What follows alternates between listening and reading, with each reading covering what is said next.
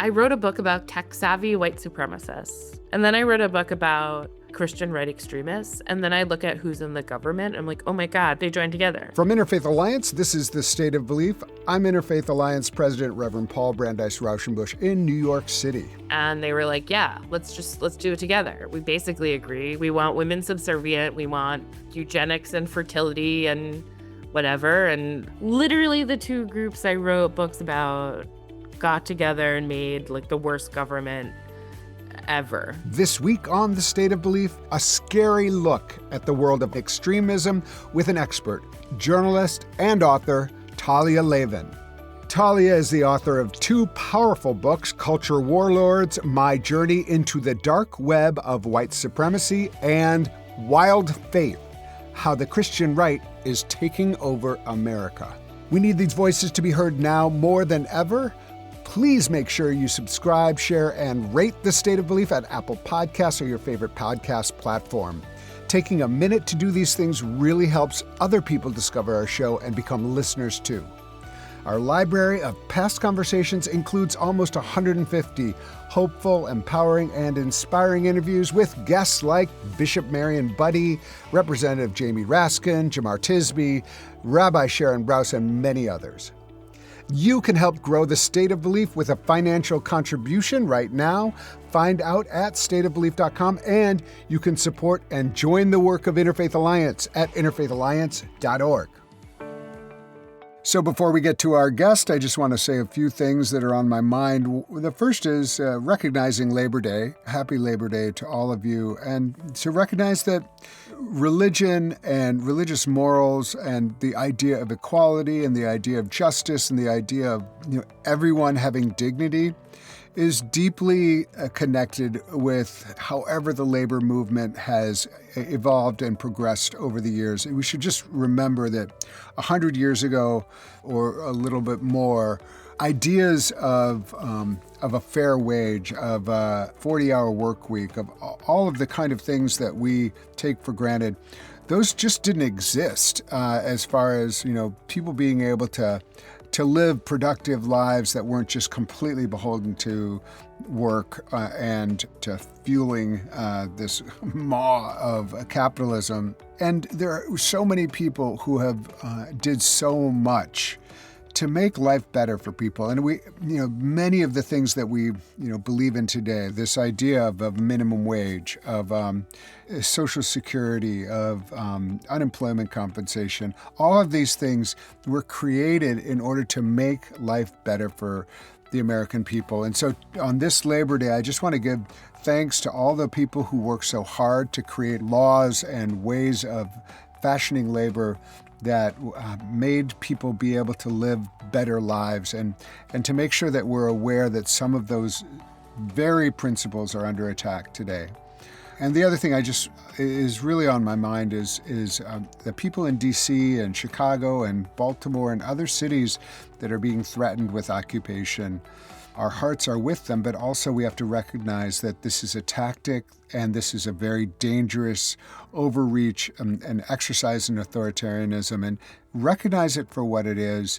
Understand that faith communities have a very important role to play in those cities, but also in cities where we have to support people in those communities. And so I'm very excited to be talking to the head of Free DC in the coming days, but just want to also recognize that there's a lot of people who are living in fearsome moments in cities, and especially those communities that are experiencing abduction and the terrible work that ICE is doing. So thinking about all of that on this Labor Day weekend, and wishing you all the best. And now to my guest. Talia Lavin is a journalist, author, and an expert in online extremism and how it affects extremism offline. She's the author of Culture Warlords, My Journey into the Dark Web of White Supremacy, a deeply reported, fearless exploration of how hate spreads in the digital age. Talia's most recent book is Wild Faith, How the Christian Right is Taking Over America. She's a sharp critic of the far-right extremism and disinformation, and her work has appeared in outlets like The New Yorker, The New Republic, Rolling Stone. She's also known for incisive commentary on religion, identity, and internet culture, and her expertise is really, really relevant for the times we live in right now. And so, Talia Lavin, welcome to the State of Belief. Thank you so much for having me. I really appreciate it. You and I met back when we both intersected at that experiment known as Huffington Post back in the stone ages of the internet. And I got to know you a little bit there. We intersected a little bit.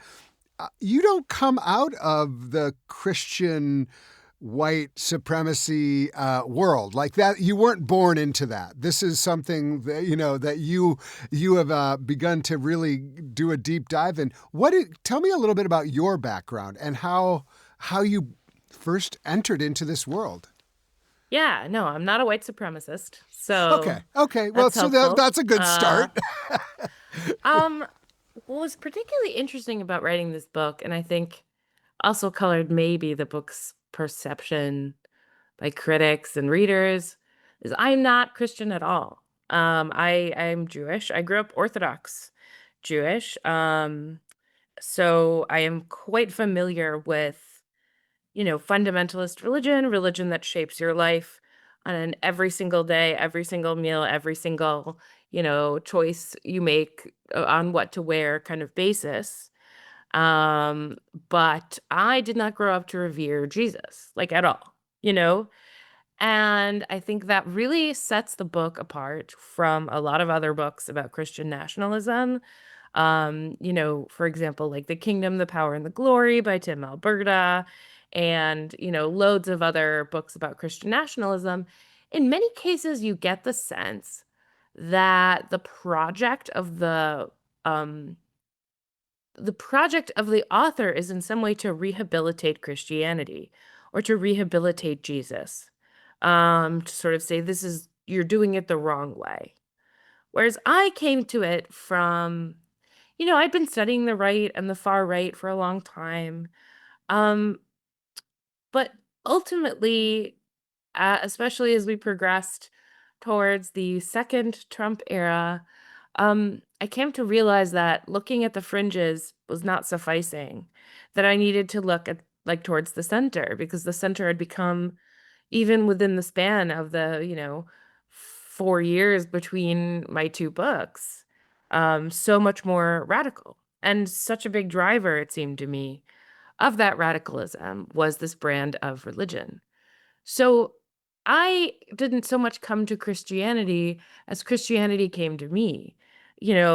Like you had this very intense, very radical, and very specific set of theological principles shaping laws across the country, shaping um, proposed legislation, really having this heavy influence on the judiciary in particular, and that, so many members of, the cabinet of Trump's first term and, his second term as well, are drawn from the echelons of the Christian right. And so, what I compare it to in the introduction to the book is like if you are Christian or culturally Christian, or you grew up Christian and you don't go to church anymore and you don't really consider yourself Christian, but you still grew up to sort of revere Jesus and you did Easter egg hunts or whatever, Christian hegemony becomes kind of invisible to you. It becomes like background music in like a store or whatever that just sort of fades out of your hearing. You never you kind of can comfortably let it become subconscious to you.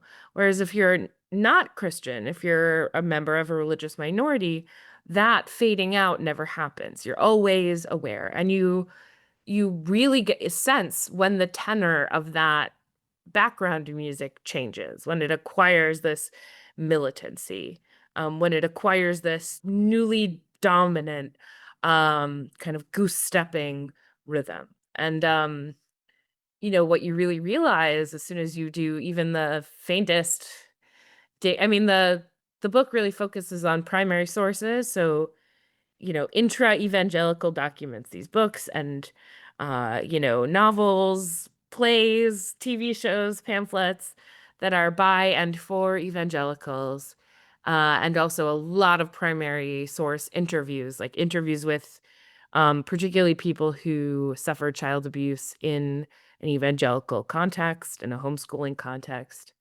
Um, but what you really notice when you start digging into the rhetoric is just the other piece of it is that you sort of, like, you listener, even though you may not be aware of it, like, you've been drafted into a spiritual war. You are part of spiritual warfare for the soul of America. You may not know it, you may have no interest in it or no belief in the premises that it, that it, like, and no extant belief in its premises. But that doesn't mean that to members of the Christian right, you aren't like a fully drafted, paid up opponent on the side of like Lucifer. It's a very extreme point of view.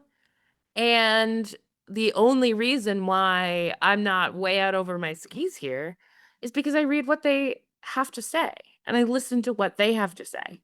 And that's how I base my depiction of who these folks are and what they want in wild faith, is just taking what they have to say seriously, taking it on face value, and not measuring it up against my idealized version of Jesus and what Christianity should be. Right, right. I think it's so important, the awareness that you bring as someone who isn't in that debate and yet is totally impacted by this debate. The image of being drafted into a spiritual war when you didn't sign up for any war, you didn't say you were, that's just it's very profound and disturbing. So, who were some of the actors that, as you researched this book and you heard what they had to say, you were like, oh wow, that really explains a lot. Were there any anecdotes that you can bring to this conversation right now about people who, in particular, you were like, "Whoa, that I can't believe I'm hearing this." Yeah, I mean, so I think the other distinguishing factor in this book is that a lot of what I do is, to quote the name of a very famous ministry, focus on the family. So the actual like core of this book is looking at James Dobson, as an overlooked figure in the transformation of American life. Its domination by the Christian right, as we're seeing now, to our detriment. And so I really started by reading Dobson. I was reading Dare to Discipline, reading, The Strong-Willed Child. And I mean, the introduction to one of those two books, I can't remember which one, but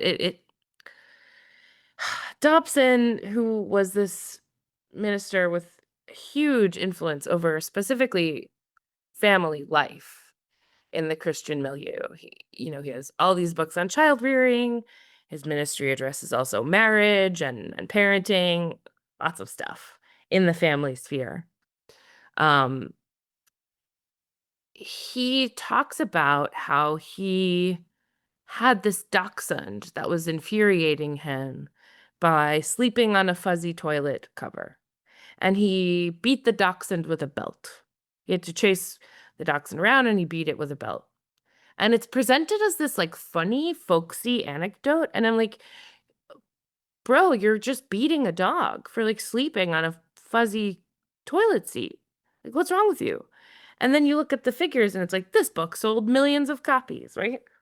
And in some sense, the book started from me reaching out, at the time it was on Twitter before X, and just saying, hey, if you were raised in a household with James Dobson and or Michael and Debbie Pearl and these similar kind of authors as something that was on your parents' shelf, what was that like? And so the second half of the book really focuses on families and child rearing and homeschooling, just these sort of the domestic sphere, and how it becomes this miniature totalitarian state, and then a model for creating authoritarians. So, like, part of the question I had was like, why are Christians so in the US so eager to embrace authoritarianism? Why is there this brand of authoritarian Christianity that seems to have so much purchase in the general population? And I really found that for many people, and here as in other societies, authoritarianism begins in the home. So you have this incredibly authoritarian family structure with like the father meting out righteous justice, the mother as co-enforcer, the parents as property, objects, sinners who are there to be reformed. Then you can't spoil, spare the rod. And lots of quoting of proverbs on the subject of the rod. And so that's really where it started for me, was examining these family dynamics and then extrapolating outwards. Like, how do generations of this dynamic, um, how does the confluence of multiple generations of this dynamic of the biblical parenting movement um, impact the public sphere of American Yeah. politics? And once you start looking at that, you see it everywhere. You can't kind of unsee it. Up next, much more with Talia Lavin. You can hear full episodes of The State of Belief anytime on our website at stateofbelief.com. You'll also find links to topics we discussed this week, as well as transcripts and more. Then make sure you subscribe at Apple Podcasts or your favorite podcast platform. You're listening to The State of Belief, where religion and democracy meet.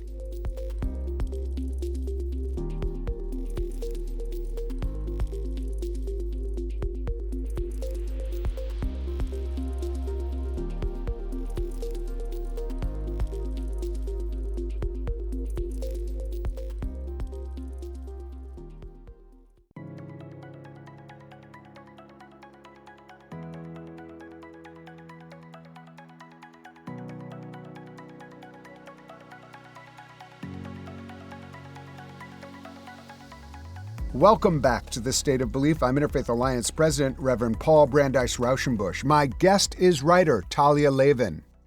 Did you encounter the idea of complementarianism? This idea that men and women, it's not that they're unequal, it's just they have different roles, which are essentially unequal roles, but the complementarianism is like, clearly men are supposed to be in control, but women have their own role. Just say what did you encounter that in Dobson's work? And I'm just curious, like, what the implications are for that when you have women running for president.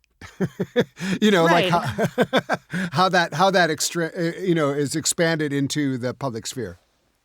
Yeah. I mean, first of all, I was surprised by how recent that term is. I think it's only from, the mid 80s that the term complementarianism was coined, and it was directly in response to feminism and the feminist movement, the second wave feminist movement, really asserting equality on every level. And so there comes this Christian separate but equal clause, like women are created to nurture and be in the household sphere, and men are created to lead and be the patriarch and have really absolute control over the public sphere. Which isn't to say there aren't, like, a lot of women Christian leaders. There are, you've had Phyllis Schlafly, you've had, right now you have people like Katie Britt and, Joni Ernst. Like, you have always these figures who are modeling kind of, I call them like Valkyries for submission. Basically they're out there, and I don't like, I think people spend a lot of time kind of trying to gotcha and you're a hypocrite their way out of this situation. And what I always say is there's no hypocrisy in a holy war. You know what I mean? If you think about it in holy war terms, and people being very utilitarian about, like, well, God calls me to do this and to witness in this way.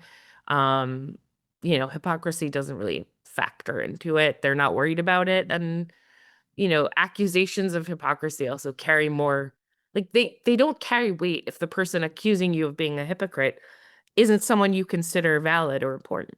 And so if you're, a liberal Christian or a non-Christian or just not on team evangelical, your accusations of hypocrisy are, it's like if a duck told me I was an idiot, I'm like, well, you're a duck, you're not even human.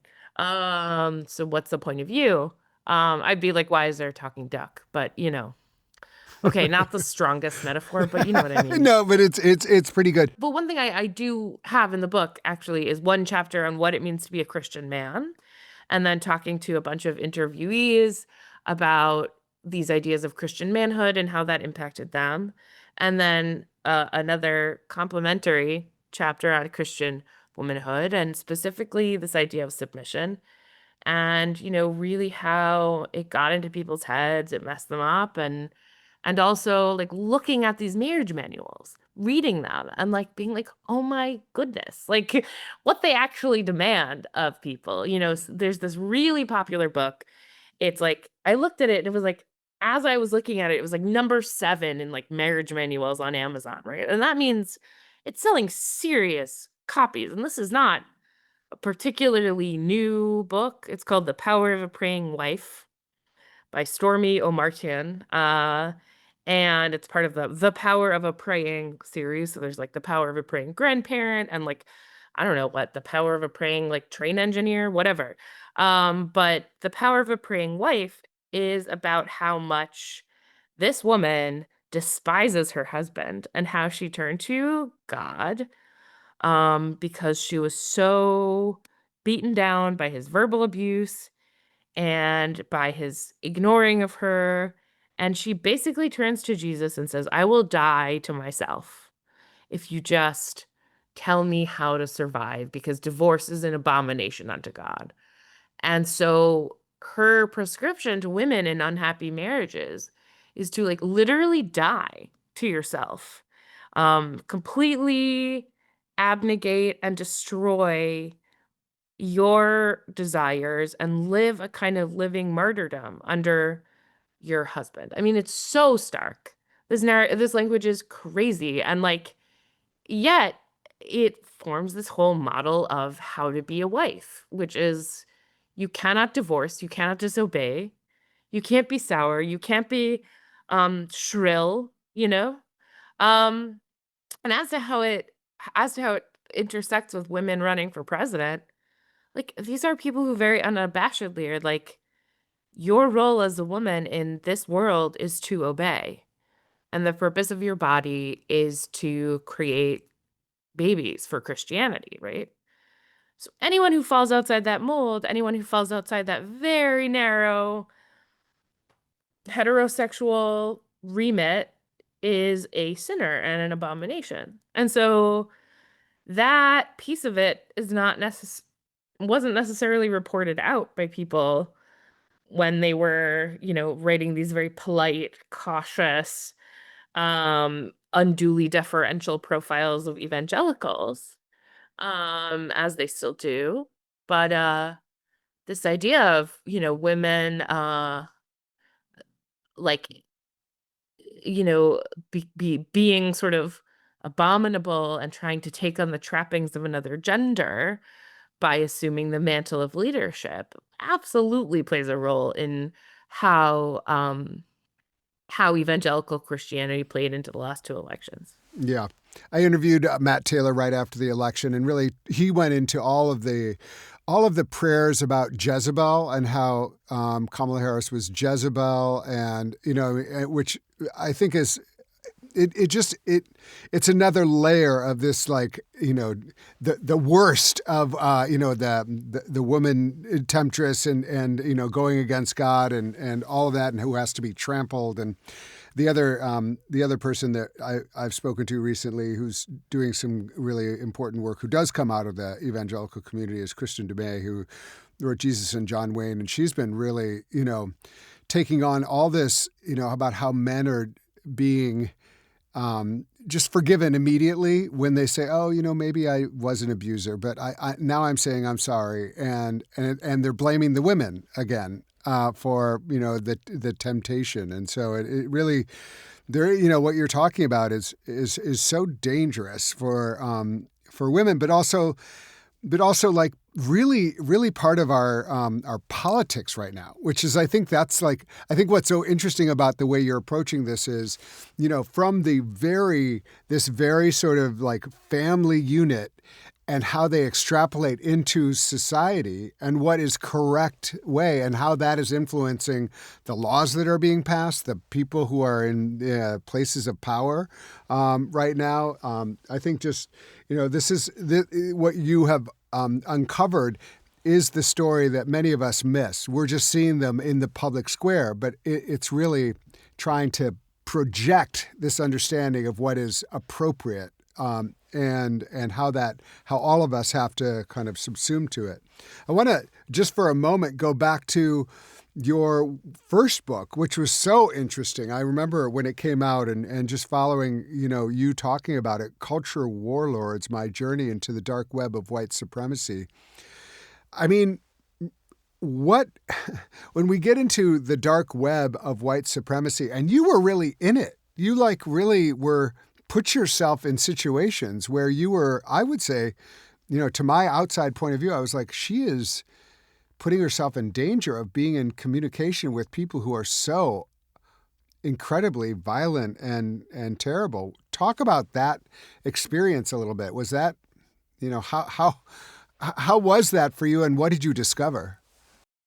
Yeah, I mean, it was a little bit like, so first of all, dark web was like my publisher's innovation. Like, this is what we're gonna like. I wasn't actually on like dot onion, kind of servers like buying drugs from like white supremacists. It is sort of a dark shadow internet or whatever. But like I was on Telegram, I was on, um chat apps that you've heard of, right? Like that is the point of the white supremacist internet. It exists alongside and feeds off the internet that you and I use. Um, and yeah, it was a fascinating, like often pretty rough experience. I am a Jewish woman. I spent a lot of time undercover in white supremacist chat rooms under various assumed identities or like anonymized identities. Really, like I wanted to hear what they were saying when no one else was in the room, right? Like when you approach things as a traditional, I mean, first of all, they wouldn't talk to me. Like I was kind of forced into that, because they were like, I'm not talking to you, you're Jewish, right? I'm not talking to you, you're a woman. So, because they hate Jews and they hate women and they hate Jewish women especially. They have a special term for us, yentas, right? Um, so I was kind of forced into this guerrilla, whatever, like Hunter S. Thompson style, gonzo journalism, minus the LSD, because I can't imagine a worse time than being a white supremacist chat room on LSD. Like It's if I'm on already LSD, enough of a trip. Thank you very yeah, I know. much. If I'm on LSD, I just want to like look at like flowers and like, kaleidoscope, whatever. But you kind of, I was looking for how they speak to each other, how, like, what methods they use to radicalize one another, and what's the rhetoric, what's the project when they think no one else is in the room. And like it got especially surreal at certain points when they were like, literally talking about me, Talia Lavin. That happened once or twice, about, like how ugly I was or whatever, like kind of violent sexualized rhetoric about like me as a person. And I'm there like lurking under an assumed identity, being like, well, I'm kind of like dissociating right now, like I'm leaving my body, like what's going on. I spent like 5 or so months like luring the identity out of a Ukrainian neo-Nazi who had translated the Christchurch mosque shooters manifesto into Russian and Ukrainian and distributed it widely, which is a crime. But I spent, like, it's called honeypotting. where you're like I pretended to be like an Aryan babe from Iowa, and I used a very high voice like this in like voice chats. I speak Ukrainian, so I was able to just kind of be like, oh, whatever, talk to him, and I got his identity. I fed it to Bellingcat, and like we published it, and I think he did get intercepted by the police. So that was like my, most like undercover moment, but it took so long. Like I'm like, prove you're not Jewish. Send me a picture of your face with your nose, right? And he's like, what if I sent you a picture of my dick? And I was like, absolutely not. I want to see your nose. It just like got really like weird. Sometimes I was assuming like 4 or 5 identities in a day, and like, I had my incel guy and my like Nazi babe and my Oh my God. Yeah. like And then you were having your own party, and you couldn't remember which one you were. well, at a certain point you're like, is Talia Lavin an identity? Like, Yeah, yeah. am I assuming that? Like, who am I really? And I was finishing the book in 2020, like during COVID lockdown, and I was just like everything, like it was a very weird way to be spending these moments that felt like so many of us apocalyptic. And I was like, cool, I'm spending like, you know, 16 to 17 hours a day, like checking neo-Nazi chat rooms. I wanted to like fumigate my phone once I turned in the draft. But yeah, I mean, it was a fascinating experience. I was definitely up to my eyeballs in like this internal jargon. And thankfully, people have still, even 5 years after it came out, people are still, I think what I got to was really little like, what are the human reasons why people are drawn to these ideologies? What are the like, what are the motivations that we can understand on a human level, understanding that these are human beings and not monsters, which doesn't like absolve them of any guilt, right? But we understand these on a human level, and like I talked a lot about the history of anti-Semitism and the role anti-Semitism plays as like a theoretical prop, like as a tool of rhetoric in these various branches of extremism. And so people are still, reading it, and they're still telling me it's useful. And so I'm very grateful for that. How do you, what are the ways that you see these two books intersecting? So, I mean, the often like one of the most clear indicators of Christian nationalism is white supremacy or white, kind of racist ideology. Do you see intersections between your two books, or how have you understood that? Oh my God. Yeah. I mean, it's like I wrote a book about tech savvy white supremacists. And then I wrote a book about like Christian right extremists. And then I look at who's in the government. I'm like, oh my God, they made a Voltron. They joined together.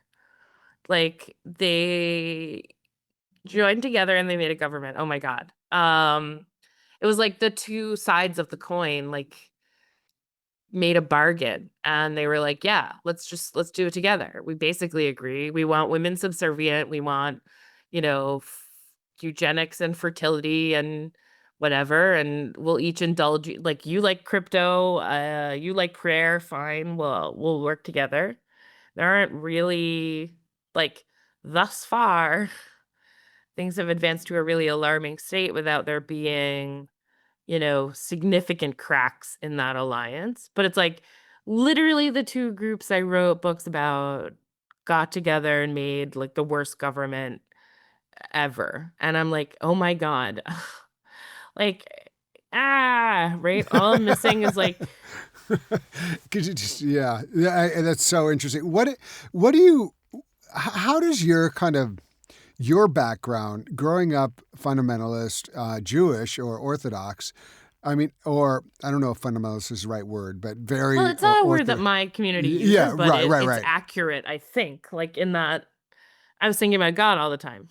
Yeah, yeah, and I'm just curious, like where has this all led you as far as your own understanding of belief, or I don't know if you adhere to any sort of religious practice at this point, or I'm just curious, like you've been in it and really in it, and I'm just wondering how this how this impacts your own evolution of how you sustain your worldview or anything like that. I think one of the big differences between Judaism and Christianity is belief is just really not at the center of Judaism in the same way. So that I can say, like, I'm a Jew and that's who I am, and that's like a huge part of who I am. It's important. And like I can't, nor would I ever want to erase my fluency in, like, Tanakh and Talmud and like all this stuff that I gained in 19 years of yeshiva education, right? Fluency in Hebrew, and then like a working knowledge of Aramaic that's been lost a bit, but like, and this just like fundamental understanding of the world and religiosity, like, and the role God plays or whatever. Um, I am not a believer in my daily life, um, in anything but a sort of like very profound and intense humanism. I really believe in like humanity, the human soul, the sort of um necessity to kind of treat each person as a sacred being. Like I have a very profound, almost like violently intense humanism where I'm like, no, we have to treat everyone as sacred and beautiful and like whatever. Um and but like I think the core attitudes of the world, like you can't ever move away from who you were as a child and how you were trained as a child religiously. And certainly, like, again, like 19 years, including a year in an Israeli midrashah, that's like a um women's like Torah study school, right? That of course formed who I am. Um but, like, so did moving away from a religious community. So did saying, "I'm gonna consciously break with this faith community because I am tired of my faith treating me as a second-class citizen," as a woman. Like, it's very concrete in Orthodox environments. Like, women are literally, like, behind a wall, not allowed to, like, lead prayers, you know? And I was tired of it. Like, even in high school, I was just like, "How can I be able to be president of the debate club in my secular life, but then in religious life, which is supposed to be so much more important, I'm not allowed to lead a prayer, you know? And so for me, it was just very early this sense of like, this isn't for me. I can't do it. I can't fight from within because I just don't accept the premise that I'm fundamentally inferior or separate but equal or whatever it is. Like the complementarianism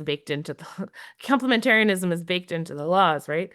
And I don't accept it. And so I left. And like when I was for this book interviewing ex-evangelicals, there was none of this disconnect for me as there are for like journalists from secular backgrounds of like, well, what do you mean you dressed, according to a religious code? I grew up dressing according to a religious code, right? What do you mean God was, the determinative factor in who you were going to marry? Like that was the expectation for me as well. And so I think it became this like stealth advantage in that like whatever you threw at me wasn't going to surprise me. Yeah. I grew up Yeah. drenched in divinity, right? Right, right. I have a question for you. Like, as we wind up, like one thing I'm just encouraging people I talk to everybody's like, well, what can I do? What can I do? Is there anything that you would love to see our listeners, like one thing, as far as like related to the work that you've been involved in and other, like, what would be the one thing that you would encourage our listeners to do or be aware of or investigate? Oh boy. Okay. You know, okay, I have two small things, right? That I hope will here's one thing that's a real bugbear for me that like really gets on my keister. And that is when like for example, like that guy who shot two Minnesota lawmakers, right? And he came out that he was this extremely devout Christian who was deeply involved in the anti-abortion movement. And all of these responses are like, he's not Christian. He's not Christian, right? Or like all of these evangelical folks surrounding Trump, they're not Christian. I'm like, I really need you to take yourself and examine your impulse to defend Christianity first, as opposed to the people who are harmed by this form of Christianity. And what are you saying also? Like, are you saying that Christianity, true Christianity, equals good? And therefore that the only goodness is like out is within Christianity. Like it's so universal. And to me, as a non-Christian, I'm just like, you sound crazy. Like, of course they're Christian. They're flying crosses, and they talk about Christ every other sentence. So what you're saying is like, okay, so the Crusades and the pogroms and corrupt popes and like the Wars of Reformation and all this quintessentially Christian bad stuff that has happened throughout history is like not really Christian either. And I understand it's this impulse of like wanting to condemn, but like I need like bring back apostate, heretic, you know, bad Christian. Fine. Like, Yeah, but not Christian. I agree with you 100%. As a Christian and as a minister, you can't just say they're not Christian. They're like, they're out there completely Christian. And it's like, and you can't, I mean, it's absolving the rest of Christianity of any responsibility. It's ridiculous. It's like I couldn't agree more. and it's so knee jerk. And it's also just like, I don't get to like be like Jeffrey Epstein wasn't Jewish. Right? Like, I don't get to do that. It's a privilege of hegemony, right? Like Alan Dershowitz, he's not Jewish. Like, I don't get to say that, right? So where do you get off, right? So that's just one thing, and it's remarkably hard to get people to acknowledge or think about this reflex of they're not Christian. And like, what you mean is they're doing it wrong, right? So say that. As a non-Christian, like your internecine theological debate is not something I should be involved in, right? And not Christian isn't an insult, right? Okay. And the other thing I think, and this is sort of semi-related, when I think about how we fight back against this sort of incredibly rigid, incredibly coordinated force that is the Christian right, that through this militant discipline across generations has worked to enact a wildly unpopular political agenda. I think we need to embrace our own cacophony. We need to embrace that we have people of many different faiths, no faith at all. We need to embrace like this sort of wild orchestra that is a multiracial democracy, and say, okay, we're going to sound wild. We've got an oboe and a tuba and, someone with a kettle drum and we're all moving out of sync, but we got to move in the same direction. And I think we need to welcome every kind of faith and no faith at all into a coalition, of folks who are fighting in this moment against this dangerous uniformity. I love that. Thank you very much. Talia Lavin is the author of 2 influential books, Culture Warlords, My Journey into the Dark Web of White Supremacy, and Wild Faith, How the Christian Right is Taking Over America. You can read her work in places like The New Yorker, The New Republic, and Rolling Stone. Talia's online newsletter is titled The Sword and the Sandwich, hosted at buttondown.com. Talia, thank you so much for being with us today on The State of Belief. It was my pleasure. Thank you so much. Who do you know who would get a lot out of this discussion? Please share The State of Belief with them, and be sure to subscribe to The State of Belief at Apple Podcasts or your favorite podcast platform. We need your help to keep making The State of Belief. Please make a financial contribution today at stateofbelief.com. That's stateofbelief.com. The views and opinions expressed on this program do not necessarily reflect those of Religion News Service or Religion News Foundation. The State of Belief is produced by Ray Kirstein and is a production of Interfaith Alliance. Become a member today and make a financial contribution to support the State of Belief at interfaithalliance.org. That's interfaithalliance.org. And be sure to join us next week. I can't wait. Until then, I'm Paul Brandeis Rauschenbusch on The State of Belief, where religion and democracy meet.